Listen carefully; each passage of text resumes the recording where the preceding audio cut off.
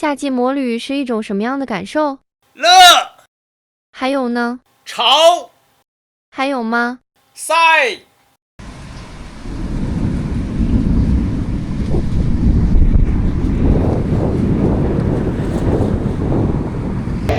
小心呐！打雷喽！下雨收衣服啊！上次摩旅呢是冬季出门，这次摩旅呢是盛夏出门。这还没出发呢，已经是浑身都湿透了，实在是太热了。赶巧不巧，今天出门还下起雨来了。我摩托车已经装好车了，花了好大的精力，装备呢跟上次还差不多。哎呀，真是受不了我自己了，每次出门都带这么多装备，总想着那些东西可能要用吧，所以就左带右带，越带越多。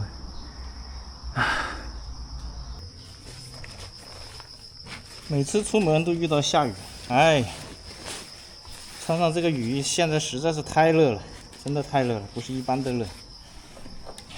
但是已经定了今天出发，那就还是必须得出发。走，冲冲冲！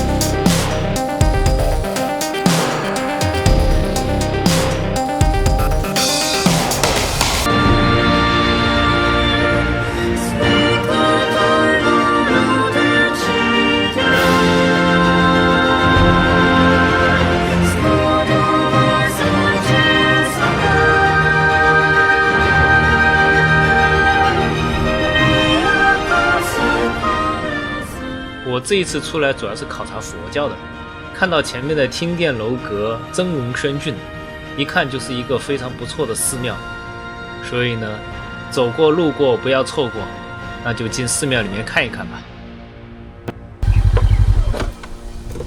为什么你那么喜欢寺庙呀？是不是因为你信佛啊？其实呢，我不信仰任何宗教。我之所以喜欢看寺庙的话，是因为每次进寺庙之后呢，总会给我一种时空转换的那种错觉，仿佛就像是来到了古代。而寺庙呢，就像是一个博物馆，佛教的造像艺术、建筑艺术都让我非常的惊叹。法藏寺，这里门口还有土地公公和土地婆婆。看，佛教在全世界各地的传播，其实早就不是起初原始佛教的样子，而是融入了当地的很多的民俗和神话故事，这样才使得佛教为更多的地区和人们所接受。佛寺当中的雕塑、造像、建筑，每个造型都有其象征意义，都有对应的佛法当中的解释。我之前认为呢，汉传佛教的寺庙相比藏传佛教的寺庙更加古朴和朴素一些，其实不然。汉传佛教的大寺、名寺，其建筑、雕塑、活化的精美程度，相比藏传毫不逊色。只是说我身处的小县城看到的都是一些不出名的寺庙，规模又小，所以会显得略微寒酸一点。像这个法藏寺，我就觉得建设的就非常的宏大而精美。这里有一个神，不知道是什么神。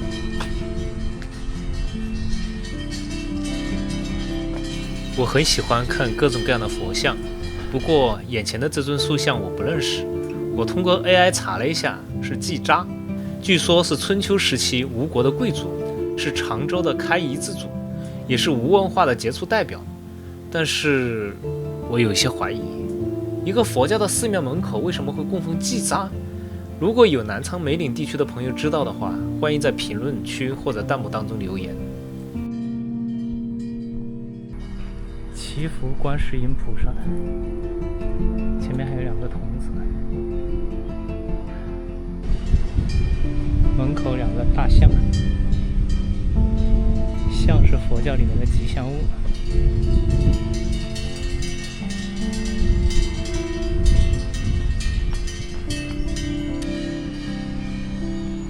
这个呢，应该是哼哈二将之一，不知道是哼还是哈。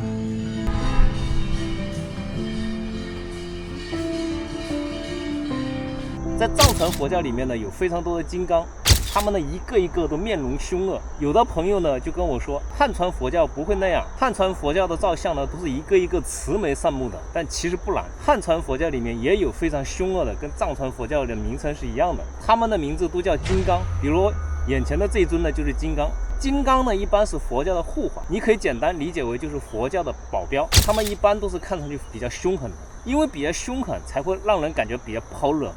我们眼前看到的这个哼哈二将啊，就是汉传佛教当中的金刚力士。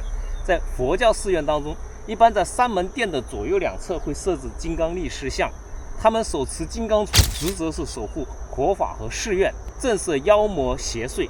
佛教呢，在它的本土化的过程当中，会吸收本土的一些神灵，成为佛教的护法。哼哈二将呢，可以说是汉传佛教所独有的，是佛教中国化的过程当中衍生出来的独特的护法神。而佛教的原生的体系并没有此形象。在明代的神魔小说《封神演义》当中，对于哼哈二将的形象进行了本土化和艺术化的加工，塑造了哼将郑龙、哈将陈奇这2个神奇人物。从此，哼哈二将的称呼就在民间广泛的流传。由于民众对于哼哈二将的故事的喜爱，促使佛教的寺院在塑造护法神的形象的时候，将哼哈二将融入其中，逐渐成为寺庙门口常见的护法神。这下面有一排小兽，不过这个房子我猜测应该是属于僧人的僧舍，条件还蛮好的，都装了空调。这个建筑还是雕塑，都广泛用了龙的元素。这有一块影壁，上面应该是九龙戏珠啊。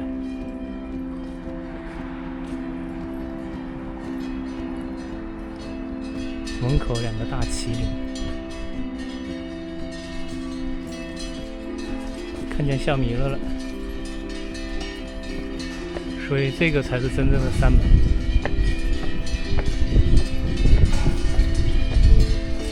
开口便笑，迎八方来客。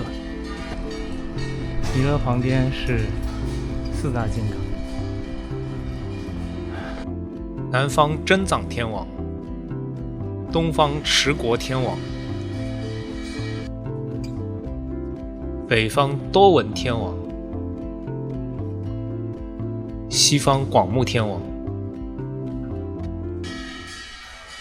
韦陀菩萨。韦陀这么大的寺庙，居然也是处在地上的。虽然这是一个汉传佛教的寺庙，但是我却在这个寺庙里面看到了藏传佛教的元素。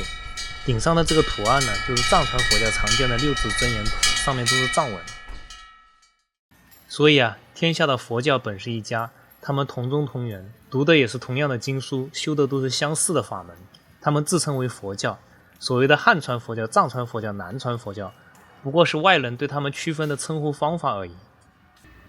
这个应该是西方三圣，左手边是观音菩萨，右手边是大势至菩萨。中间是释迦牟尼，不对，阿弥陀佛。胸口的标志是左旋的雍中符号。这还有一个菩萨，还没有完工，手在这个地方，还没装上去。这个是千手千眼观音吗？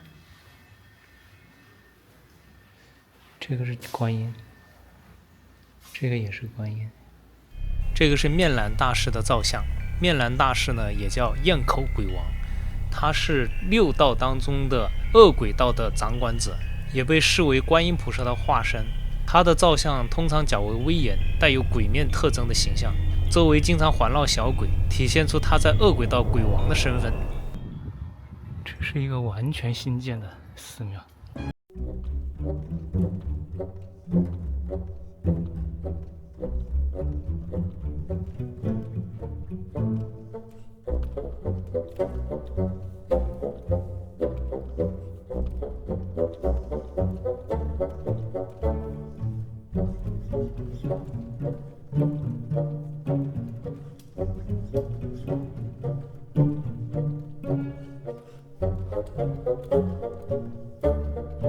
一尊卧佛，释迦牟尼圆寂的前的样子，左边也是哼哈二将。对于汉传佛教的屋顶也是一样，中间一个法轮，两只鹿在旁边，这个就是佛教的象征。但是这个标志呢，没有藏传佛教那么明显，藏传佛教每个寺庙顶上都有，很明显。汇聚辩才尊天，高丽帝释尊天，啊，这是第10天吗？南方增长尊天，这个就是南方增长天王。北方多王尊天，这个是北方多王天王。欧如手罗尊天，这个8只手臂，搞不懂。善子大将尊天，菩萨树神尊天，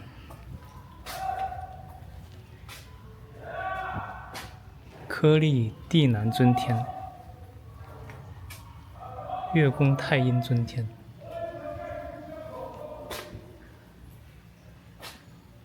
缩结龙王尊天，这龙王啊，这个也是龙王。阎摩罗王尊天，不是，这个是阎王。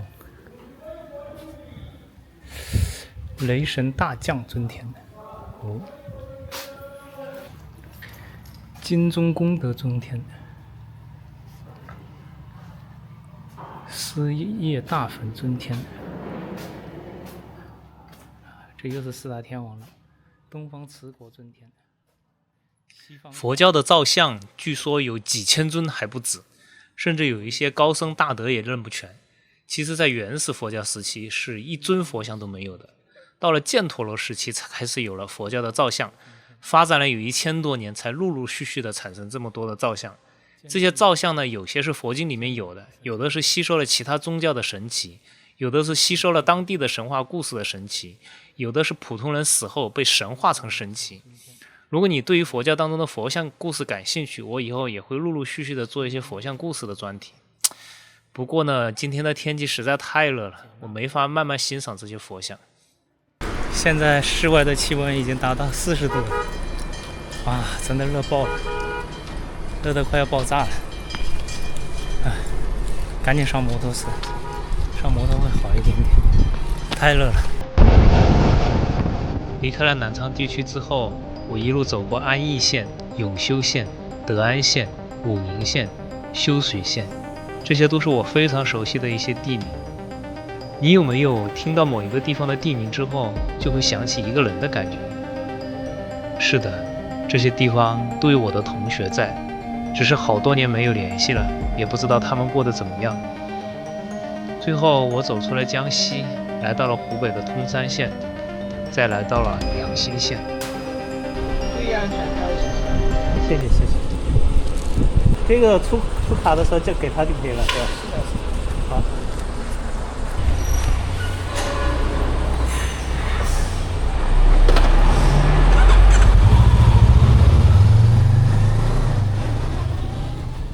湖北这边的摩托车是可以上高速的，可以说是对摩友非常友好的一个省份。不过嘛，高速骑行一时爽，等到你下高速的时候，你就会发现其实没那么爽。为什么呢？因为你的车子虽然是2轮，但是收费却是按照4轮的标准来收费。这样说你就懂了，我的车子油耗呢大约是每公里3毛钱左右，而高速的收费却是在每公里6毛钱左右，也就是说路费比我的油费还要高出2倍。76。请缴费76元，请出示付款码。我给付款码给你就可以了。对，付款。支付中，请稍后。缴费成功，祝您一路平安。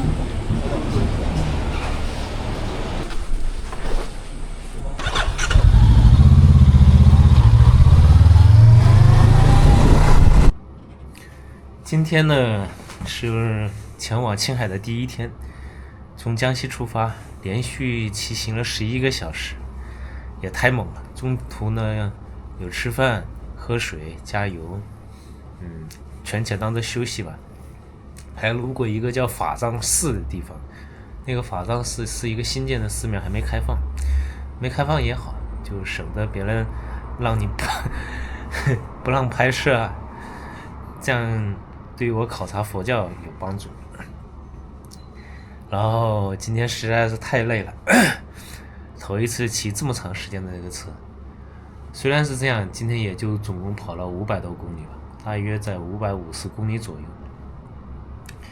然后你看我穿的这个防晒衣，实际上是中途穿的，一开始没穿短袖，结果在太阳暴晒下，这个右手应该是晒伤了，现在是隐隐有一些疼的。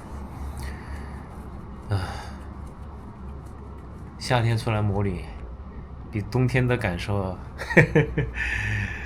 也没好到哪里去啊。